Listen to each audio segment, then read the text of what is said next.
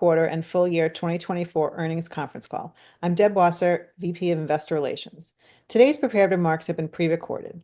Joining me today are Josh Silverman, CEO, and our new CFO, Lanny Baker, who joined us at the start of the year. Once we are finished with the presentation, Josh and Lanny will take questions from our publishing sell-side analysts on video. Please keep in mind that our remarks today include forward-looking statements related to our financial guidance, our business, and our operating results, as noted in the slide deck posted to our website for your reference. Our actual results may differ materially. Forward-looking statements involve risks and uncertainties, some of which are described in today's earnings release and our most recent Form 10-Q, and which will be updated in future periodic reports that we file with the SEC. Any forward-looking statements that we make on this call are based on our beliefs and assumptions today, and we disclaim any obligation to update them. Also during the call, we'll present both GAAP and non-GAAP financial measures, which are reconciled to GAAP financial measures in today's earnings press release or slide deck posted on our IR website, along with the replay of this call. With that, I'll turn it over to Josh. Thanks, Deb. 2024 was a challenging year for Etsy, one where we underperformed the far higher standards we hold for ourselves as the market leader for special. We're disappointed, as we know you are, and we're working with tremendous urgency and focus to inflect the trajectory of the Etsy marketplace's GMS performance. I'm excited to tell you more about how our refreshed executive leadership team, combined with a clear strategic plan, will build upon the fundamental improvements we made to the Etsy customer experiences in 2024 to lean into our core differentiation even more, all with the goal to return to meaningful GMS growth. To recap our full year performance, consolidated GMS was down 4% from 2023 to $12.6 billion. Strong execution enabled take rate expansion in a win-win way that provides value to our community, resulting in record revenue of $2.8 billion, up about 2% year over year. And we exceeded our commitment to deliver strong profitability with adjusted EBITDA of $782 million and margins of 27.8%.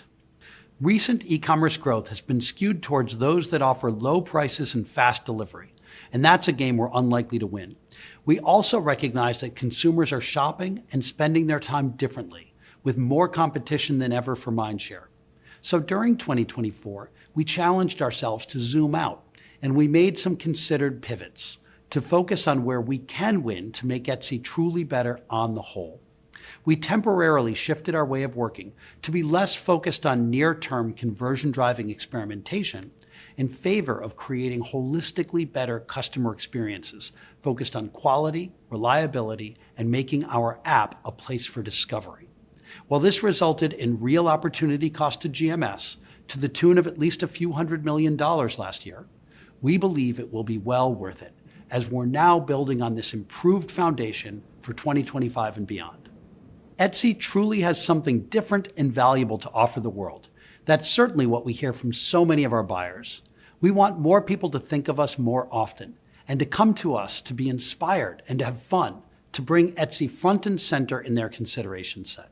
So while others focus on cheap and fast, we're focusing on creativity, self-expression, and elevating artisanal items. And while others rely on mass production and complex supply chains, we are empowering our nimble and unique seller base to thrive. Let me walk through how the foundation we laid in 2024 to make Etsy the starting point for special will help us to move faster in 2025. First, by dialing up Etsy's differentiation. We've often said that our selection of over 100 million unique, creative goods is what truly sets us apart. It's our job to showcase the very best that Etsy sellers have to offer. Last year, we introduced a quality score by adding indicators of high-caliber listings into our search algorithms. Factors like positive reviews and on-time shipping. This is helping us move from showing you listings you're most likely to buy to surfacing ones you'll truly love. By also providing sellers with actionable insights on ways they can improve their listings and customer service such that they'll rank higher in search, this work is having the intended effect, creating a race to the top dynamic. Sellers took millions of actions to improve their listings, and we're observing a higher propensity for sellers to get better reviews, indicating that customers are having better purchase experiences when they visit Etsy. In 2025, we'll make the quality score more dynamic and robust For example, we're looking at how we might tackle higher order questions, such as how unique the item is, or is it priced competitively? We're even testing an LLM that identifies the skills and level of craftsmanship that goes into an item. There's no army of humans we could have hired to answer these types of questions before the advent of Gen AI and advanced LLMs. As you know, frequency has been a challenging metric for us to move. We've made some progress over the years, but we're focused on doing much more to fuel purchase frequency as a key lever for growth. Our 2024 work on gifting is a great example of how we built a dramatically better shopping experience to serve a frequent purchase occasion where special really matters. And it made a difference. 2024 gifting GMS outperformed site-wide GMS, and gifting grew as a percentage of overall GMS. We made shopping for gifts on Etsy easier through meaningful, targeted product improvements, expanded our gift card offerings, and evolved our marketing to drive awareness for gifting moments all year long. Gifting will remain an always-on focus for Etsy, ingrained within our core discovery flow. And in 2025, we'll highlight key gifting moments like birthdays, anniversaries, and baby showers to drive consideration and engagement. This year, we'll pull from the gifting playbook to capitalize on another quintessential Etsy cross-category purchase occasion, personalized items, which fits squarely into our place for special wheelhouse. Similar to gifting, Etsy's already known for being a great destination for personalized goods. About a third of buyers come to us looking for personalized items, spanning many categories and price points. Personalized or customized items make up roughly a third of our GMS today, and we're already experiencing strong growth in some subcategories like personalized party decor and personalized apparel, which both grew double digits in 2024. Today, the personalization process on Etsy can be clunky and often very manual. So this year, our roadmap includes improvements to seller tools and buyer functionality. Last fall's introduction of Etsy Insider, a loyalty program designed for occasional shoppers, was also targeted at growing consideration and frequency. While still in closed beta mode, we've seen encouraging results on members' purchase frequency. They appear to value the free shipping benefit and are meaningfully more engaged with Etsy's direct marketing content than non-members. We'll continue to test, iterate, and learn as we move through 2025, particularly focused on building a successful, scalable economic model. But so far, so good. We're excited to see early proof points that Insider could be part of an Etsy ecosystem where our loyal customers come back to us more frequently without us having to invest marketing dollars to re-engage them. In 2024, you saw us evolve our marketing approach to attract, retain, and engage millions of consumers around the world. This year, we'll focus even more heavily on efficiency and meeting our customers where they are. For example, we'll dial back on linear TV and dial up our presence on connected TV and paid social. And the system we built last year to more efficiently segment product listing ads will now incorporate ML models to further improve our ability to showcase quality and drive more sales. We also have big plans to expand the relevance and reach of our owned channels, specifically push and email. Again, using ML to get better at sending buyers the right nudge on the right channel at the right time. The other major way that we're anchoring to being the starting point for special is by powering discovery and inspiration, building a stickier ecosystem to keep buyers engaged, starting with the Buy on Etsy app. The app is our highest converting channel and accounts for just over 40% of our marketplace GMS, yet only makes up about 25% of total visits today. We estimate that getting Etsy's app penetration in line with our peers represents up to $1 billion GMS opportunity. Last year, we optimized screen real estate by consolidating pick up the thread content that's based on past missions, prototyped discovery-driven surfaces, and enhanced ML models with richer buying signals.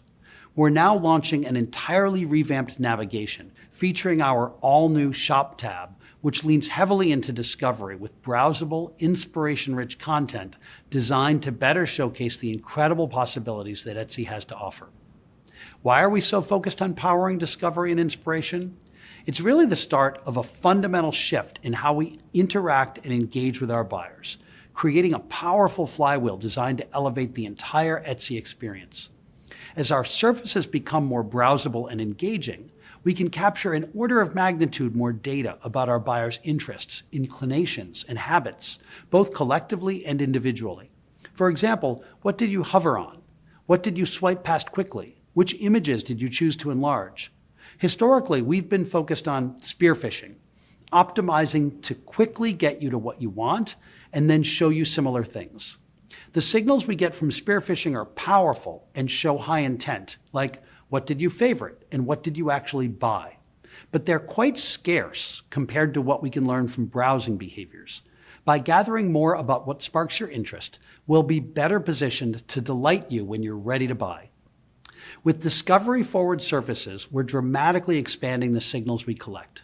This richer data fuels our ability to build even more powerful models, leveraging the revolutionary power of LLMs to better predict buyer preferences and understand their intent with unprecedented accuracy, which then leads to the core of the flywheel, creating more personalized experiences, like window shopping in a store curated just for you.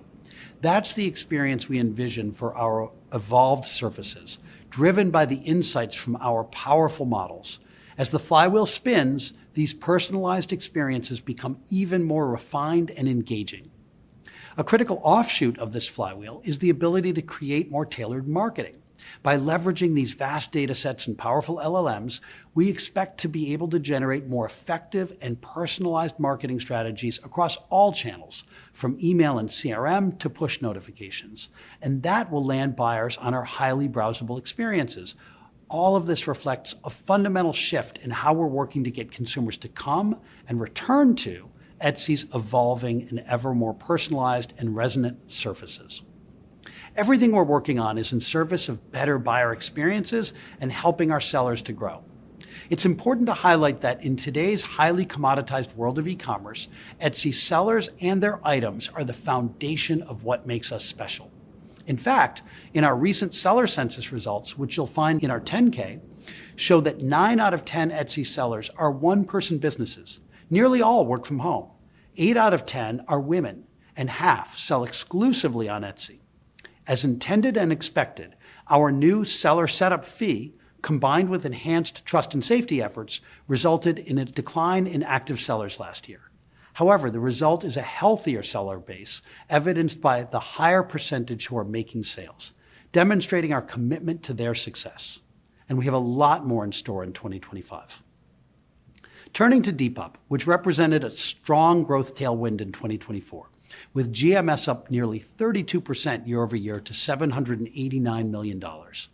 Depop's fourth quarter represented the highest year-over-year GMS growth since our acquisition. Depop's full-year GMS growth in the U.S. was outstanding, up about 60% year over year, making Depop the fastest-growing U.S. fashion resale player. We've captured a winning formula, blending cultural apparel trends with the individuality and self-expression that resonates with the younger generation, all while enhancing the product to more effectively match buyer intent with seller supply. Depop is offering great prices for buyers and sellers at a time when that matters a lot. Etsy's new president and chief growth officer, Kruti Patel Goyal, is working to fill her Depop CEO seat while transitioning back to Etsy. Reverb's GMS was down 2.6% year over year, landing at about $918 million for 2024. Reverb continues to perform slightly better than the musical instrument industry, as the team has done an admirable job navigating through challenging industry headwinds, leveraging their tremendous differentiated inventory, and building a thriving circular economy for music gear, all while improving profitability. Reverb leaned into wallet-friendly options, like with the launch of the Reverb Outlet, contributing to double-digit percentage growth in that segment in 2024. 2025 marks Etsy's 20th anniversary, our Etsyversary. For the past 2 decades, Etsy has been the home for creativity and self-expression. As I look ahead to what's in store, I feel deep conviction in the power of our brand, Etsy's millions of incredible sellers, and our strong team. Starting with Kruti, who brings vast experience building and scaling critical growth strategies and a deep commitment to Etsy's mission and community of passionate buyers and sellers. I've long admired Kruti's customer-centric approach to leadership, and I'm excited about where she'll make her mark. Lanny's only 7 weeks into the CFO job, and I'm thrilled with our choice. His critical thinking, deep toolkit of marketplace operational and financial expertise, and tremendous fit with our culture have made him an ideal partner. And Brad Miner, who we elevated to Chief Marketing Officer, is seamlessly evolving our marketing strategies in 2025. We kicked off our CTO search with 2 strong internal leaders sharing the seat on an interim basis. They and the rest of our team are optimistically charging forward to make Etsy better and to keep commerce human. With that, I'll turn it over to Lanny. Thank you, Josh, and thanks to everyone for joining our fourth quarter call. Before I dive into the results, let me start by saying how excited I am to be here. As a student of digital marketplaces, I have always admired Etsy's brand, business model, and leadership team. I am a habitual Etsy shopper myself, ever since my first purchase of a handmade leather computer bag nearly 10 years ago. I am thrilled to join Etsy at this pivotal time. This company has a history of sharp strategic execution. From 2017 to early 2020, Josh and the team led a transformation to establish Etsy's demand-centric business model, which drove a reinvigorated growth and a stair-step in profitability. Then, from 2020 to 2024, Etsy successfully navigated another extraordinary period with seamless execution, exiting the pandemic, maintaining much greater consumer scale and take rate efficiency. And right now, accelerating advancements in ML and AI are redefining the technological landscape and creating new opportunities for those poised and driven to take advantage. With Etsy's strong track record, our brand, scale, and talented team, I strongly believe we are well positioned to harness new technologies and make Etsy ever more clearly differentiated, a vastly better place to shop, and to drive growth in the long term. Etsy delivered approximately $3.7 billion in consolidated GMS in the fourth quarter, down 6.8% year over year. GMS in the core Etsy marketplace declined 8.6% year over year, leading to softer than anticipated consolidated GMS. As discussed earlier, this was partially driven by our decision to prioritize longer-term initiatives over shorter-term growth, combined with a shorter holiday shopping period. I do want to highlight Depop's strong top-line performance, which Josh mentioned, as it represented a very nice tailwind to Q4 consolidated GMS. Although consolidated GMS declined in the fourth quarter, consolidated revenue increased 1.2% year over year to a record $852 million, and adjusted EBITDA grew to an all-time quarterly high of $251 million, up 6% from the prior year. Within that revenue performance, consolidated marketplace revenue declined 1.4% due to lower GMS, which pressured transaction revenue, partially offset by higher consolidated payments revenue, as well as revenue from the new seller onboarding fee. Services revenue was once again a key contributor to performance, increasing 8.1% year over year. The take rate bridge on the left shows Etsy ads as a primary driver of this strength, where improved ad relevancy and optimized bidding are giving us the ability to deploy more of sellers' budgets and deliver attractive return on ad spend to sellers in the process. All in all, Etsy delivered a consolidated fourth quarter take rate of 22.8%, ahead of our outlook, driven by the aforementioned contributions, solid take rate expansion in Etsy ads, consolidated payments expansion, including for both Etsy and Depop, and incremental revenue from the seller onboarding fee. Fourth quarter consolidated adjusted EBITDA margin was 29.4%, above the outlook of 28 to 29%, and roughly 140 basis points higher than last year. The primary source of that improvement was gross margin leverage at the Etsy marketplace, where a lower rate of fraudulent activity led to a meaningful decrease in the variable cost of revenue in the quarter.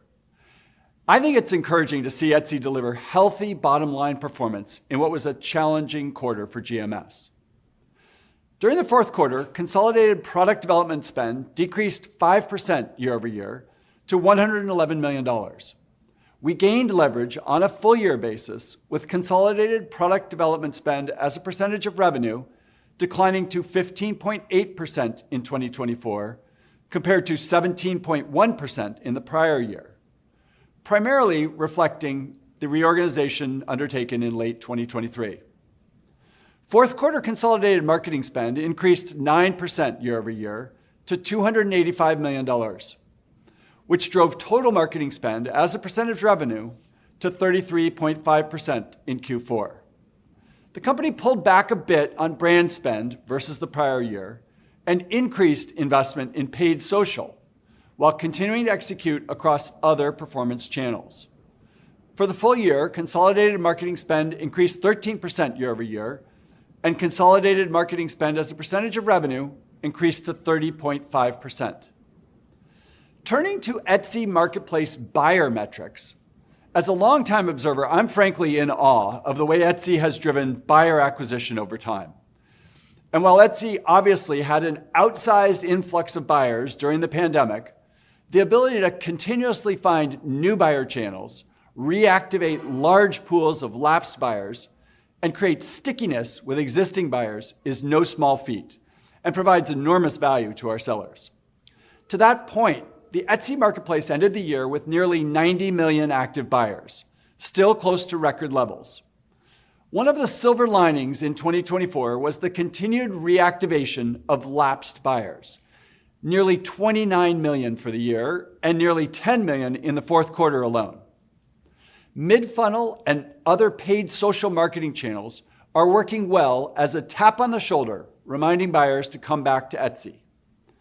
And while fourth quarter new buyer acquisition declined year over year, Etsy acquired 7 million buyers globally and 24 million for the year who had never shopped on the marketplace before. In terms of geographic performance, in our appendix slides and the 10K, you will see that we have transitioned to a new view of US versus non-US GMS performance.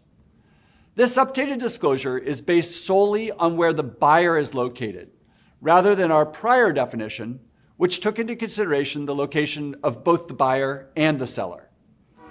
US buyers represented 74% of full-year GMS in 2024 and 75% in the fourth quarter. And non-US buyers accounted for 26% and 25% respectively. Looking forward, we believe this view will provide a clearer picture of our success in attracting international buyers and growing non-US buyer GMS over time. In the fourth quarter, on a year-over-year basis, non-US buyer GMS underperformed US buyer GMS, underscoring the unfavorable macro environment in many of Etsy's marketplaces in international geographies. Our GMS per active buyer, which is a trailing 12-month figure, was $121, down 3.5% year over year. And in a continuation of the trend throughout 2024, lower household income buyers underperformed relative to higher household income buyers. While Etsy's top categories experienced softness in the fourth quarter, we saw growth in some subcategories like personalized clothing and vintage jewelry. These are classic examples of what buyers come to us for. These nuggets give us conviction in the work that Josh described earlier to highlight purchase occasions and to deepen item attributes, which is meant to unlock new and exciting buyer discovery journeys within our many millions of items. Moving now to the balance sheet. As of December 31st, Etsy had $1.2 billion in cash, cash equivalents, and short and long-term investments. During the fourth quarter, Etsy repurchased a total of $260 million in stock, and at year-end, we had an additional $1 billion available under our newer board authorization. Etsy generated over $780 million in adjusted EBITDA in 2024, converting approximately 90% of that to free cash flow, a portion of which the company deployed to reduce the outstanding share count by 12.2 million shares over the course of the year. Turning to our outlook and starting with the first quarter of 2025, we currently anticipate that first quarter consolidated GMS will decline at a rate similar to the year-over-year performance reported for the fourth quarter of 2024. In a typical first quarter, we would expect to gain significant benefit from GMS attributable to prior year product launches, and that's less of a factor this year due to the shift in our product investment strategy last year. We've seen some bright spots in the quarter so far, including encouraging Valentine's Day and related gifting performance. Collectively, our subsidiaries are expected to provide a tailwind to consolidated GMS growth in the first quarter. We expect Q1 2025 take rate to be approximately 23% due to the benefit of ad product improvements, payments expansion, and the seller onboarding fee we initiated in 2024. We currently anticipate our first quarter 2025 consolidated adjusted EBITDA margin will be approximately 25 to 26%. While we aren't ready to provide a specific consolidated GMS outlook for the full year, I want to point out a few factors that we believe should position the Etsy marketplace for improved GMS performance beyond the first quarter. First, and most obviously, the comparisons get easier in the second half of the year. Second, we expect to move beyond the opportunity cost phase of our 2024 product development shift, with the benefits of investments in our foundation and in the Etsy shopping experience emerging over time. And third, our 2025 product development plan is rebalanced to accelerate the velocity of product experimentation that has historically driven incremental near-term GMS impact, while we continue to push forward the longer-term priorities we've discussed. Given our desire to fund an ambitious product development pipeline, including some incremental hiring in AI and ML, we're planning for modest deleverage in consolidated product development spending this year. Meanwhile, it's our current intention to keep consolidated marketing spend as a percentage of revenue fairly constant on a year-over-year basis in 2025. We'll be making certain spending reallocations and remaining very ROI-driven, seeking efficiencies to drive GMS. Putting those pieces together with Etsy Marketplace GMS positioned to improve as we move through 2025, we would expect adjusted EBITDA margins to be stronger in the second half of the year than in the first half, consistent with what we've seen in prior years. We are committed to maintaining strong bottom-line performance and generating healthy free cash flow, while also investing in the things which will further differentiate Etsy, which will build our opportunity and drive long-term growth. Thank you all for your time today. It's truly a pleasure to be here, and I'm excited to help Etsy get to this next phase of growth and success. With that, I'll now turn the call over to the operator. At this time, if you would like to ask a question, please click on the Raise Hand button, which can be found on the black bar at the bottom of your screen. You may remove yourself from the queue at any time by lowering your hand. When it is your turn, you will hear your name called and receive a message on your screen asking to be promoted to a panelist. Please accept, wait a moment, and once you've been promoted, you may unmute your video and audio and ask your question. As a reminder, we are allowing analysts one question. We will wait one moment to allow the queue to form.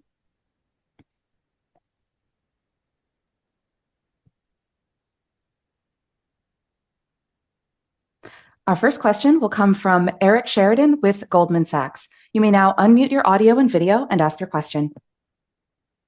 Thank you so much for taking the question. Thanks so much. I wanted to follow up on the key learnings from your marketing initiatives in 2024 and how they inform the shifts in where you plan on spending marketing dollars by channel in 2025. And the second part of it would just be teasing out how to think about the return profile of that spend, as I think Lanny's comments right there at the end imply a little bit more variability of return on marketing as you get into the second half of 2025. Thanks so much. Yeah, great. Thank you for the question. I'm going to walk through the funnel, if I may, on that. So at the top of the funnel with more brand campaigns, we're really following our customers where they are, shifting away from linear TV towards more things like, direct TV, connected TV, and things like YouTube TV, places like that. In the mid-funnel, I think there's a huge opportunity for us. And what we mean by that is people who, for example, are planning a wedding, having a baby, moving home, but haven't yet figured out the very, very specific item that they need to buy. That, I think, is a huge opportunity for us and really ties into the more browsable surfaces that I talked about in the recorded call. So we made investments in that in 2024, where we're really starting to lean in and learn how to make those profitable channels. As you know, we call it R&D. We lean into channels and we test what creative is going to work and what feed strategy and what landing page. And as those things become ROI positive, we're able to lean more and more into them. So that work, we kicked off a lot of R&D on that in 2024. That's going to continue in 2025, that I think is really important. And it really does tie to the more browsable surfaces as better landing pages. At the bottom of the funnel, which is where most of our spend is, we're making a lot of investments in better ML to be able to help places like Google and Facebook know which items to surface. And that really ties very well to the quality initiatives we've been talking about for some time, to make sure that the items we're paying to promote in places like Google and Facebook are actually the best of Etsy, that represent Etsy the best, and are most likely to convert. It turns out that we can add a lot of value even to their tech based on what we know using better AI and ML. So I see opportunity to optimize even further in the PLA side of the business, and then move up the consideration funnel in the mid funnel and the upper funnel, so people think to come to Etsy earlier. And I think over time that can create a really fundamental shift in customer behavior for Etsy that's going to be very positive for us. Eric, you asked a little bit about our expectations for the full year on marketing spending. And as we said, we plan to keep marketing spending right now about at the same range as a proportion of revenue, as a percentage of revenue, as we did last year. But we run our marketing very much to an ROI. And as we're able to improve the ROI, we can step up the marketing spending, and we'll do that as we've done in the past. So your question about variability this year, we've told you what we expect it to be for the full year, and we'll be working hard to drive improvements in ROI. And as we do, we'll be able to spend more. Great. Thank you. Thank you for the question. Our next question will come from Youssef Squali with Truist Securities. You may now unmute your audio and turn on your video and ask your question. Awesome. Thank you guys for taking the question. So I have two, and Lenny, it's great seeing you again. So maybe Josh, this may be a little repetitive with your prepared remarks, but I think it's important to double click on it. But beyond the first quarter, what are the two or three main factors you believe should position the Etsy marketplace for improved GMS performance, and would you anticipate return to GMS growth by year end, which is one of the key questions a lot of people have. And then I guess, Lenny, the active seller count was down 10%. Maybe can you talk about the type of merchants you've been losing there? How much of a priority is growth in that metric? And can you maybe get back to positive GMS growth without growth in active sellers? Thank you. So I'll take the first question. We haven't given a full year guide, but we did say we have reason for optimism that things will improve after the first quarter. And let me talk about at least two reasons why I believe that to be true. First, as we talked about a lot last year, we made some intentional pivots to shift many of our product development squads away from their traditional work on near-term GMS driving conversion to shift to more holistic tracks of work that really uplift and differentiate the Etsy customer experience. We think that's been very important and foundational. We think that sets Etsy up much better for the future. I'm really happy we did it. And we believe we felt the opportunity cost of at least a few $100 million of GMS that would have been producing, driving growth through the fourth quarter and actually into the first quarter and beyond. So normally in the first quarter of the year, we're feeling the tailwinds from the GMS driving work that the team had been doing in the prior few quarters. Since the teams last year were focused for much of the year on these more holistic experiences, that means we're not feeling that tailwind right now. But we do feel like these more holistic experiences ought to be yielding GMS benefits over time as customers have better experiences. For example, one of the things I shared in the call is a higher percentage of purchases are resulting in 5-star reviews, right now because we're putting our very best sellers and their very best items in front of our buyers.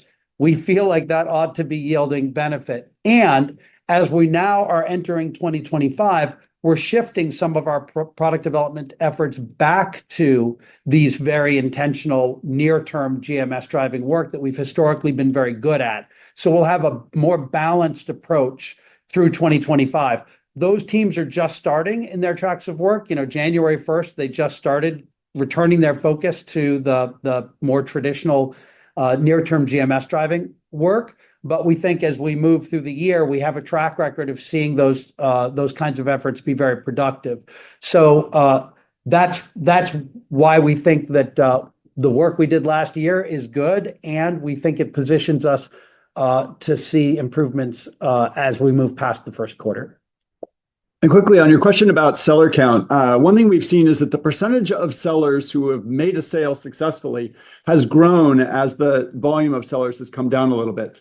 That reflects some purposeful friction that we've put in the seller sign up and seller acquisition process to make sure that the sellers on the market really have the will and the skill to be successful in the Etsy marketplace. From a growth perspective, we think that the variety, the depth, and the breadth of the selection that Etsy has got is ample and sufficient to drive and support really good GMS growth in the long term. And it's incumbent upon us to bring that selection forward to consumers, anticipating what they're looking for, bringing them back for those incremental shopping moments, as Josh described earlier. So as we're looking forward, I think we feel really good about the breadth of our selection, and it's all about us elevating that and bringing buyers back to that great selection that's on the marketplace.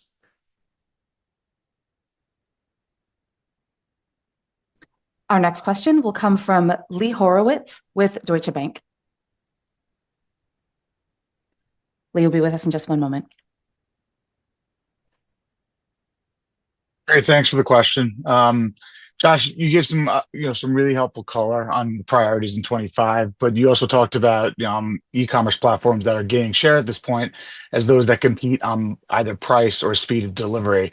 I guess as you look out to 2025, do you expect that the priorities that you're making in terms of product can drive incremental GMS in a way that offsets these consumer level headwinds? Do you have enough in your toolkit, or do you need sort of the market to improve?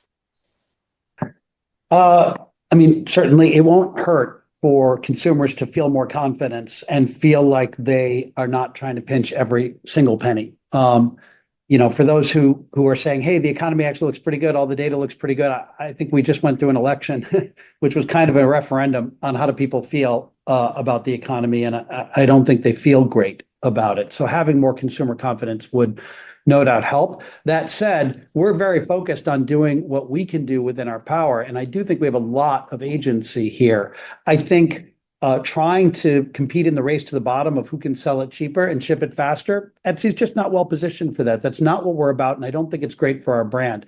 I do think that really leaning into what makes Etsy different, why we have great product at fair prices that are going to really delight you, not something that ends up in a landfill 3 minutes after you buy it, I think is more meaningful now than ever. And in fact, as we look at, there's a whole world is looking at supply chains right now. We're having all kinds of conversations. I'm sure we'll get a question about tariffs at some point in this call. But, we're all thinking about where do we fit in the global supply chain? And I think this is a moment for Etsy to be saying, hey, there's a chance to be part of something really different.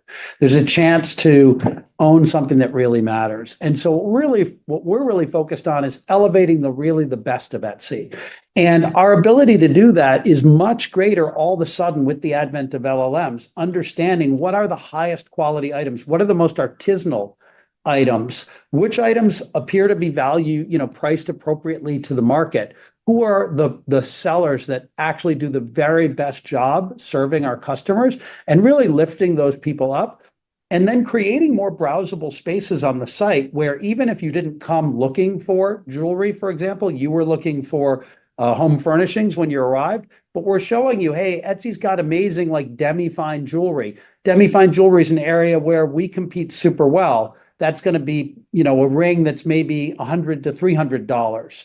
And, for items like that, you're going to find much better product, better quality, and better price than what you can find at the mall. So we have a lot of opportunities to compete. We just need to really put our best foot forward. And that's where we've been making some foundational investments that I think really position us well for that. Thanks, Lee. Our Thanks next for the question. question will come from Maria Ripps with Canaccord. Maria will be with us in just a moment.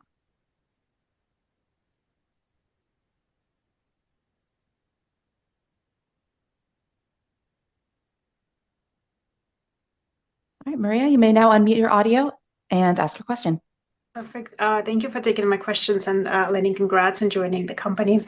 Thank you. First, did you have any thoughts or insights into how the competitive backdrop and as a strategic framework could change, or when or if the de minimis exemption is actually repealed? And I think, Josh, related to that, can we spend a minute talking about tariffs and the impact on the platform? Yes, absolutely. The short answer is it really depends, because we're seeing all kinds of proposals, and it's very difficult right now to know which tariffs on which countries, will de minimis be allowed or not in those regimes. It's really hard to know. Etsy has much less dependence on products coming in from China, vastly less dependence on products coming in from China than most of our competitors. So I think to the extent that we see tariffs that are very focused on China or other friction of products coming in from China, I think at least in the near term, Etsy is a net beneficiary from that. I think it does speak to the resilience of our platform. And, beyond that, if what we shared is about 75% of purchase activity happens from the US, about 25% of that comes in from its imports, people from the US importing primarily from Europe. And so if there were broad-based European tariff regimes, that could create more friction on our buyers. It's a little hard to know, depending on how broad the tariff regimes are, how much friction there are for generally relatively low value packages. Most of our items would fall under most de minimis thresholds. So we're tracking it very carefully. We're keeping a very close eye. We're doing whatever work we can do to anticipate and prepare for come what may.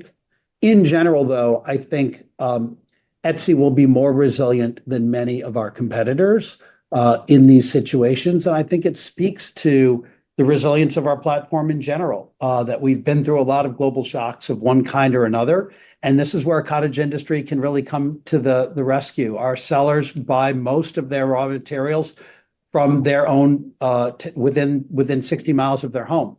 And I think that might turn out to be very useful for us. Great, thank you. Thanks, Maria. Our next question will come from Curtis Nagel with BofA Securities.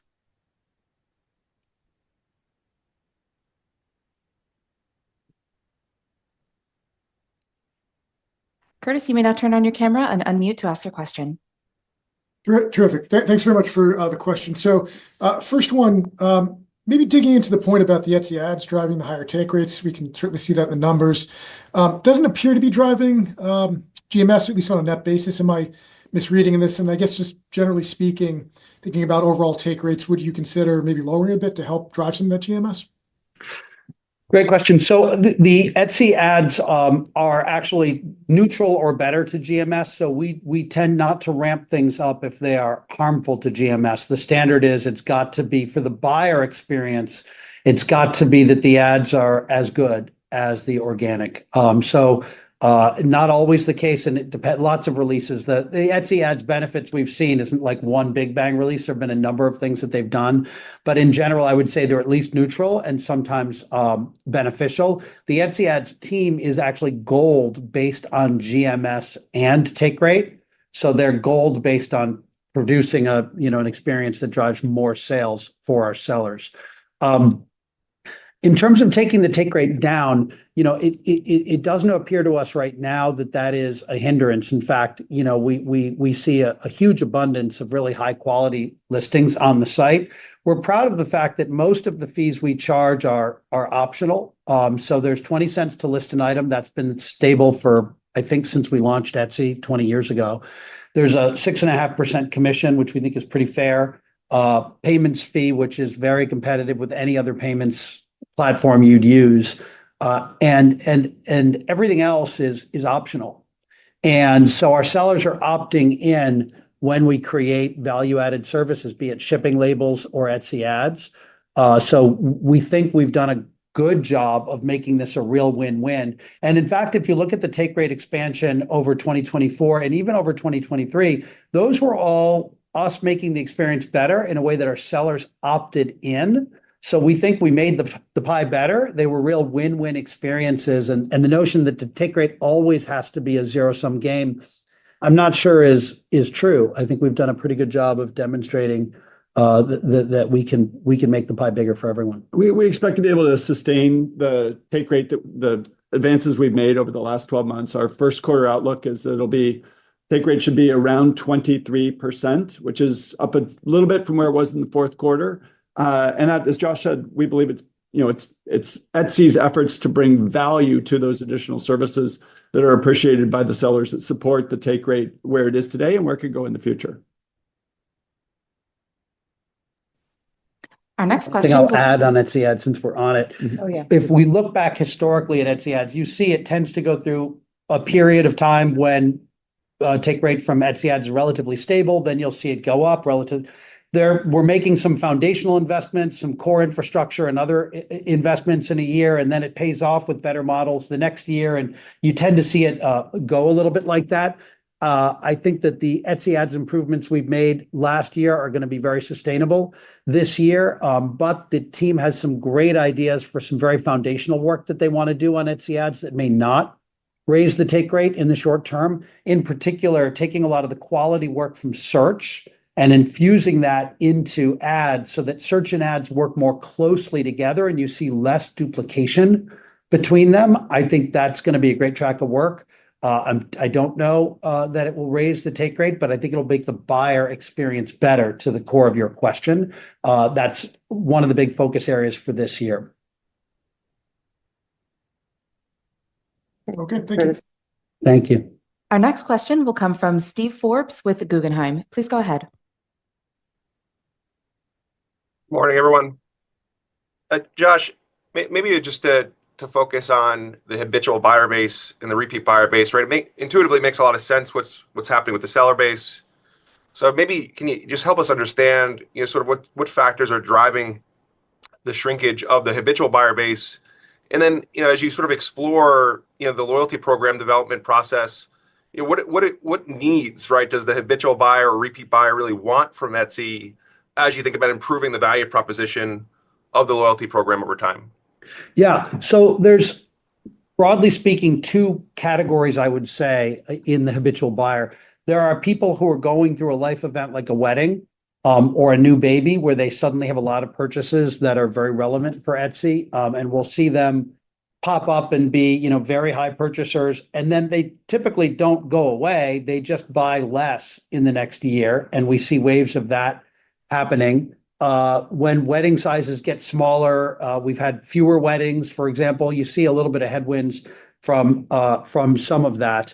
When I say we, I mean the market has had fewer weddings. We went through a wedding boom, and weddings are not quite where they were at the moment. But the other thing we're seeing is people who've just figured out that Etsy is a place they can go for all kinds of things, and they start their shopping at Etsy. And we really want, when we talk about these discovery experiences, more browsable experiences, helping more people to realize that they can start their shopping missions at Etsy much earlier. What we find with those habituals is that they really know how Etsy search works. If you sit next to them, they know the right words to put into Etsy search to get to the right stuff. They're very creative and they speak merch. And what we're trying to do is create experiences that allow people that don't speak merch, that don't know how to talk to our search engine, to be able to have a really fun and engaging experience as well, and be able to sort of swim in the joy of all the fun stuff that's Etsy without needing to be an expert. And over time, I think that can lead to a lot more frequency for us. Thank you. Yeah. As we've said in prior calls, we continue to see when we see a small decline in habituals, it's not people leaving Etsy. It's just going from 6 purchases to 5. Typically, it's just buying a little less often or spending a little less money. Yeah, we are encouraged by the early indications from the loyalty program. People like free shipping, and when they get free shipping, they seem to buy a fair amount more product from Etsy. So I think it's really now the work to do is to look at what's going to happen with churn rates, which is obviously very important. Some of these people are on a seasonal subscription, so every quarter it takes 3 months to see how many are sticking with us. But importantly, also what the unit economics look like for us, and how to make sure that we are doing this in a way where the unit economics really make sense. And I think that's going to be iterative work, where we're going to continue to sort of expand the pool of people we have in the program, work through the unit economics, and then grow probably in a more organic way. I would say that we have the number of subscribers we hoped to have, so the program is delivering what we hoped, and that's a petri dish big enough for us to really be learning from. Thank you. Our next question will come from Mark Kelly with Stifel. Please go ahead. Great. Thank you very much. Good morning. Appreciate you taking my questions. We're getting some questions this morning just about, why 2025 will be different than 2024. Because the messaging was fairly similar, at this point last year, that, as we progress throughout the year, things will just get better. I guess, what gives you confidence that this year will be a little bit better? And then maybe a quick one on that, $1 billion of incremental GMS from the app, improvements that you're talking about. I guess, could you maybe walk through that a little bit, Josh? Thank you. Yeah. On the first one, you'll recall that in the spring and summer, we started to change our messaging and actually say that we thought that the most important thing for Etsy to do was to create holistically more different experiences and really lean into the differentiation of Etsy, elevate quality, reduce sameness, things like that, which we didn't think were going to have a near-term benefit. And so, well, you're right that in the first quarter, we said we expect product to contribute and drive growth. We actually evolved our messaging from that. We said in the spring and summer, hey, we've decided to shift our efforts to things that we don't have near-term benefit, but will set up Etsy much better for the medium and the long term. We think that had an opportunity cost last year of at least a few $100 million, felt particularly in the back half of the year. That would have also normally been providing a tailwind for us in Q1, which we aren't feeling from that, understandably. As we head into this year, we have actually shifted some of our product resource back to that near-term conversion driving work that historically has been very beneficial for us, while continuing to keep also investment on things that continue the work around quality and differentiation that we think is going to drive frequency and loyalty to Etsy over the medium term. And so I think having that more balanced portfolio, I think, is going to be very helpful. Lanny also ticked through a couple of other things that we think will be helpful in the recorded part of the call. For example, the fact that the comps get a bit easier as we move through the year.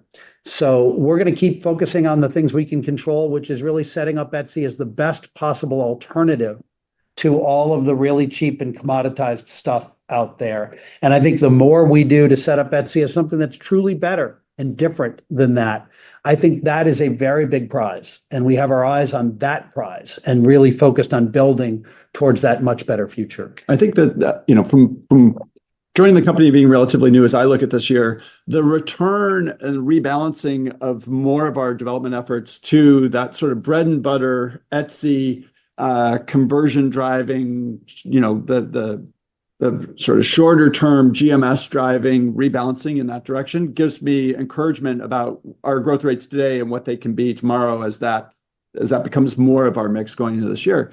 And then, there are really important fundamental investments made last year in things like gifting that I think will contribute more as we move through this year. We had, as we said, Valentine's Day and gifting around that was encouraging. And I think you'll see the benefits of that foundational work we did last year set us up for potential improvement later on this year. So those are some of the factors that we're pointing toward. The second part of the question from Mark was on the app and why we think about that. So we've been, as you know, also speaking of opportunity cost, taking people who land on mobile web and saying, hey, you really should be on the app. We feel some friction from that. That's intentional friction, but there's going to be some conversion rate loss that comes from that. We're trying to be thoughtful and balanced, not reckless about it, very data-driven about it.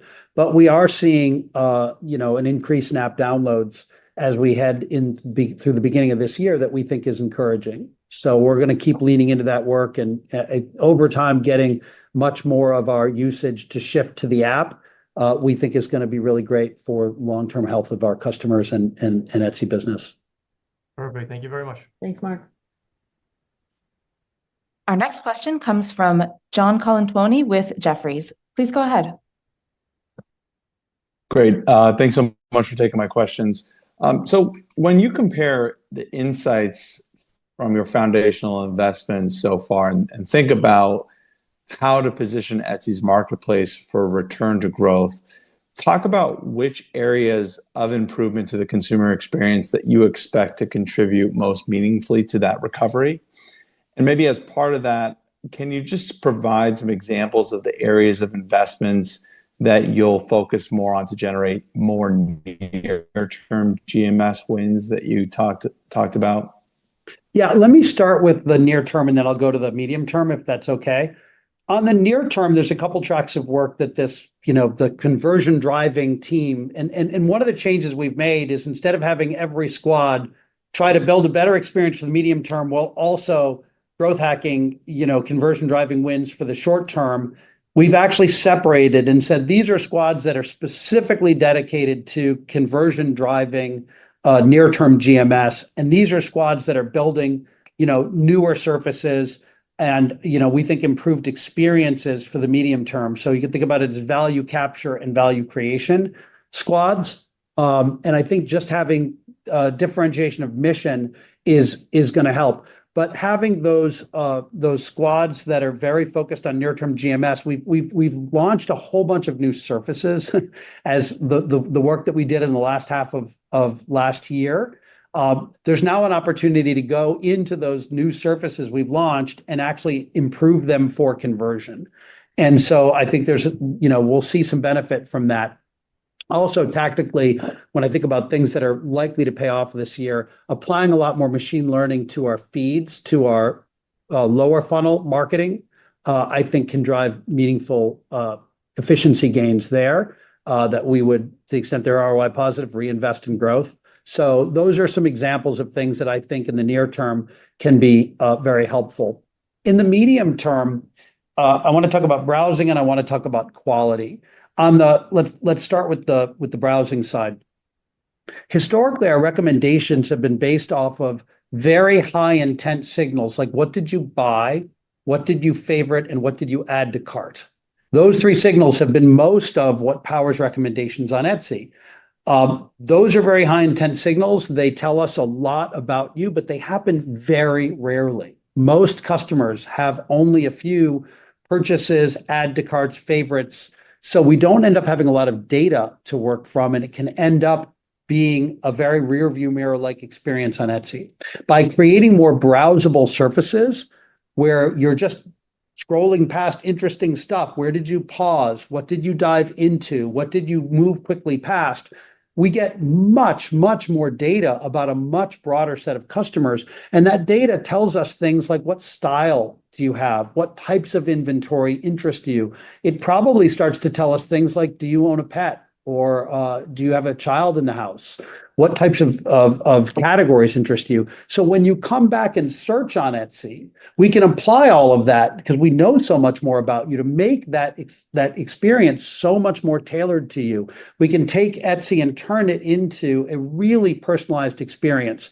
And this is not work that's never been done before. We have a lot to learn from folks like TikTok and Instagram and Pinterest and others on this. But there's been a lot published on how to do this well that we think we can learn from and really accelerate our growth. In doing that, I think we can also move up the funnel. What our customers tell us is, I love Etsy, I just didn't have a need. And what they mean by that is, I go to Etsy when I've looked everywhere else and I couldn't find it. Then I go to Etsy. And for sure we have it. But we have so much more for you too. Instead of being the last place you go when you can't find it anywhere else, we want to be engaging you regularly in fun, inspirational experiences so that when you're ready to buy something, we already have you there. We don't have to spend as much to get you back. For many retailers, I think that would be a pipe dream. The idea that people are going to come and spend time just to be inspired or to discover.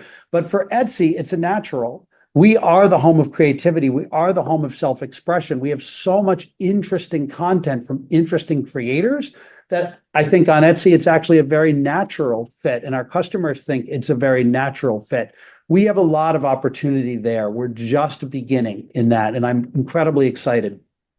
The other area I'm super excited about is quality. Really understanding what the best of Etsy is. That's obviously an eye of the beholder thing, but LLMs start to give us insight into the beholder. What are your tastes? And then what does look like quality to you? What does appear more artisanal, more crafted? Not just appear, but is. This LLM that I spoke about in the recorded part of the call, for example, it can look at a picture and say, what are the specific skills that would be required to make this product? Oh, well, the wood is joined in a way that requires a very high level of craftsmanship. So this is a particularly artisanal product. That kind of thing wouldn't have been possible even 3 years ago. So I think our ability to identify and elevate the stuff that's most unique and interesting on Etsy is at the knee of a curve. Right now, and I'm really excited to see what that can yield. Thanks, Appreciate John. it. I think we're actually Thank at you. time. Thank you guys so much. Thanks, operator. Appreciate all the interest. Thank you all very much.